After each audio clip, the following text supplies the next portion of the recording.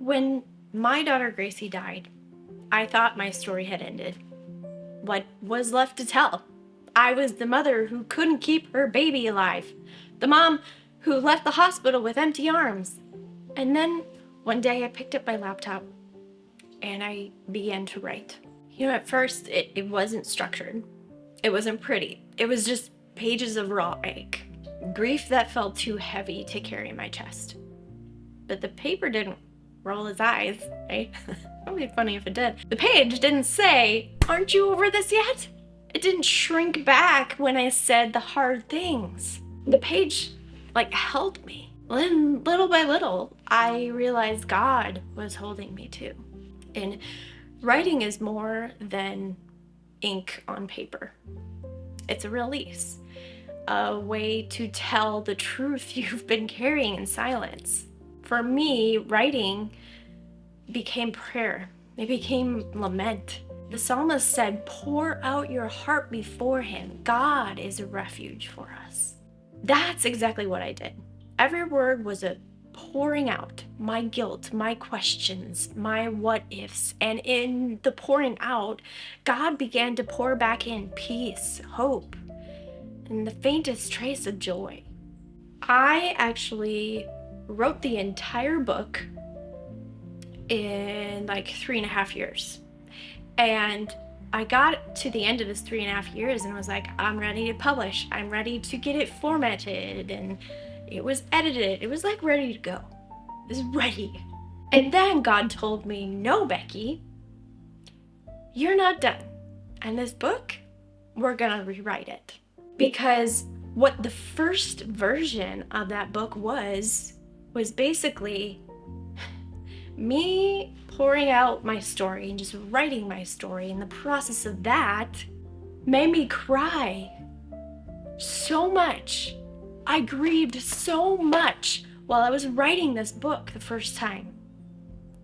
And I did so much healing and so much reflecting on my childhood and traumas and things that I couldn't remember from when Gracie was alive.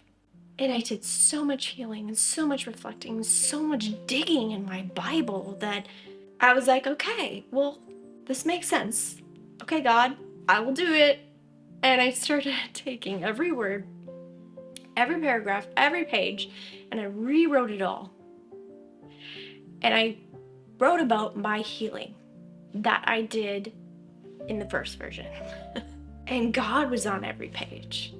And it turned into what I thought was going to be a memoir about my life, Gracie's life, right?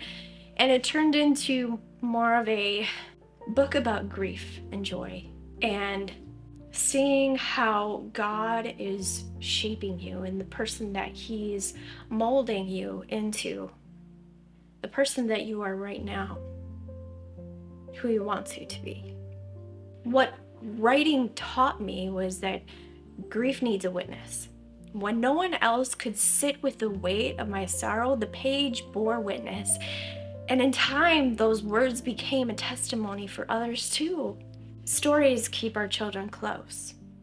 Each sentence was a way to say her name again, to remember the memories that I completely forgot and have brought back to memory. Writing stitched her into my days when the world seemed to forget. And healing doesn't mean forgetting. I didn't write to move on, right? I wrote to move with.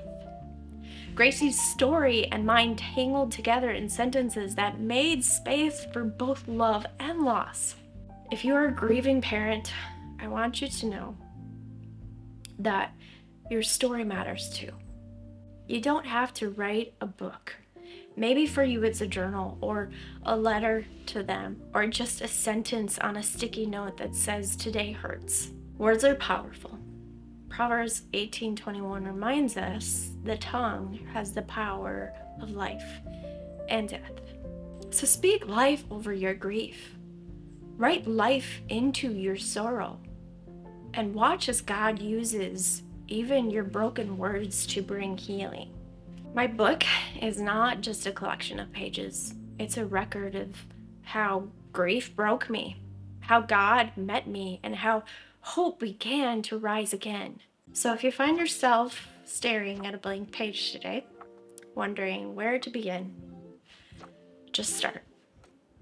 Your heart already knows the words, and God is ready to meet you in them.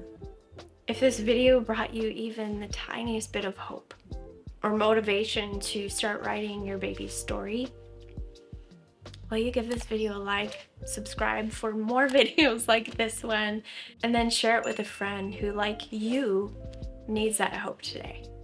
And if you'd like to read the first chapter of my book, Joy Does Return, I have it available for you in the link below in the description box. You can go and read it, get a little piece of what is to come in that book coming this winter. Thank you for watching. Go spread some happy.